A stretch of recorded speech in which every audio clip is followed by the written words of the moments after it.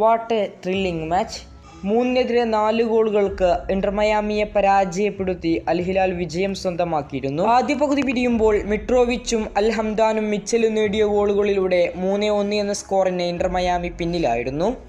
എന്നാൽ രണ്ടാം പകുതിയിൽ കളി തിരിച്ചുപിടിച്ച ഇന്റർ മയാമി 3-3 എന്ന സ്കോറാക്കുകയും എന്നാൽ അവസാന നിമിഷം നേടിയ ഗോളിലൂടെ അൽ ഹിലാൽ വിജയമുറപ്പിക്കുകയുമായിരുന്നു ചെയ്തത്. എന്നാൽ ആദ്യ പകുതിയിലെ സ്കോർ കണ്ട് ഇന്റർ മയാമി മത്സരത്തിലേക്ക് തിരികെ വരില്ലെന്നായിരുന്നു എല്ലാവരും ഉറപ്പിച്ചിരുന്നത്. എന്നാൽ 54-ാം മിനിറ്റിൽ റൂയിസിനെ ഫൗൾ ചെയ്തതിന് ഇന്റർ മയാമിക്ക് അനുകൂലമായി പെനാൽറ്റി ലഭിക്കുന്നു.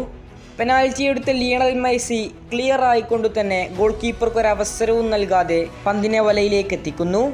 കൃത്യം 1 മിനിറ്റിന് ശേഷം ലിയണൽ മെസ്സിയുടെ 1 ടച്ച് അസിസ്റ്റിൽ റൂയിസ് വല കുലുക്കുന്നു. മധ്യനിരയിൽ നിന്നും കൃത്യമായി അളന്നെടുത്ത ലിയണൽ മെസ്സി ഒരു 1 ടച്ച് പാസിലൂടെയാണ് റൂയിസിലേക്ക് പന്തെത്തിച്ചത്. മനോഹരമെന്നല്ലാതെ ആ വാക്കിനെ വിശേഷിപ്പിക്കാൻ എന്തുണ്ട്?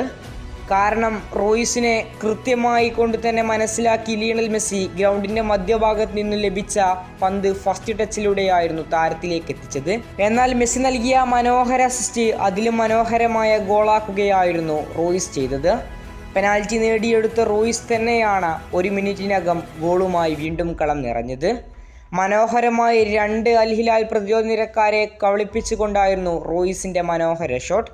മത്സരത്തിലുടനീളം മികച്ച പ്രകടനമാണ് ഈ യുവതാരം കാഴ്ചവെച്ചത്.